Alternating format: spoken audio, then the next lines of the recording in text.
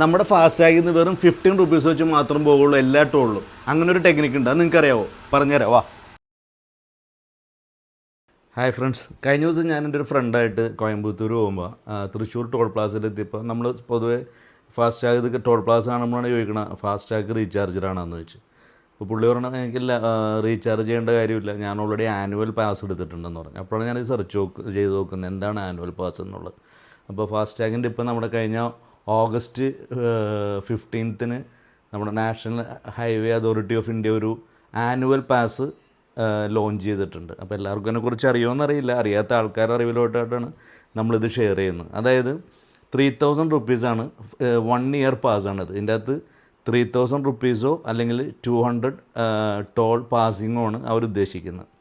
അപ്പോൾ നോർമലി ഞാൻ നോക്കുമ്പോൾ അന്നത്തെ ആ ടോളിന് തന്നെ 100 രൂപയ്ക്ക് മേലെയുണ്ട്. മിക്ക ടോളുകളും 100, 80, 90 അങ്ങനെ ആ റേറ്റിലാണ് വരുന്നത്. ഇപ്പോൾ നമ്മൾ 1 ഇയറിൽ 200 യൂസ് ചെയ്താൽ തന്നെ നമ്മൾ ആവറേജ് നോക്കുമ്പോൾ നമുക്ക് 15 റുപ്പീസ് പെർ ട്രിപ്പാണ് വരുന്നുള്ളൂ.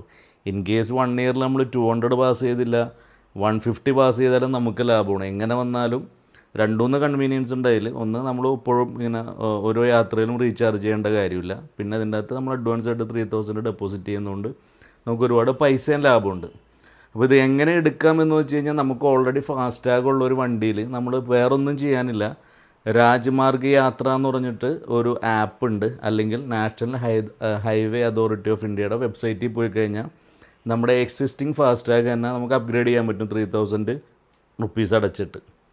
പിന്നെ അതിൽ നമ്മൾ പ്രത്യേകം ശ്രദ്ധിക്കേണ്ടത് നാഷണൽ ഹൈവേ അതോറിറ്റി ഓഫ് ഇന്ത്യയുടെ അണ്ടറിൽ വരുന്ന എക്സ്പ്രസ് ഹൈവേസും അതർ ഹൈവേസിൻ്റെയും ടോളിൽ മാത്രമാണ് ഈ പാസ് നമുക്ക് യൂസ് ചെയ്യാൻ പറ്റുള്ളൂ. ഇപ്പോൾ സ്റ്റേറ്റിൻ്റെ അണ്ടറിൽ വരുന്ന ഹൈവേസും ഇപ്പോൾ കുറേ പാർക്കിങ്ങിലൊക്കെ നമ്മുടെ ഫാസ്റ്റാഗിൽ നിന്ന് കട്ട് ചെയ്യുന്നുണ്ട്. ഇതിനൊക്കെ നമ്മൾ ഇത് കൂടാതെ വേറൊരു ബാലൻസ് എപ്പോഴും കീപ്പ് ചെയ്യണം.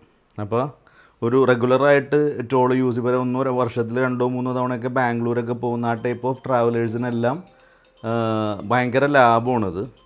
ലാഭമാണ്, കൺവീനിയൻ്റാണ്. അപ്പോൾ ആ ഒരു കൺസെപ്റ്റ് എപ്പോഴും ലാഭകരമായിട്ടുള്ള കാര്യങ്ങളായിരിക്കുമല്ലോ പുതിയതായിട്ട് നമ്മൾ ലോഞ്ച് ചെയ്യുന്നത്.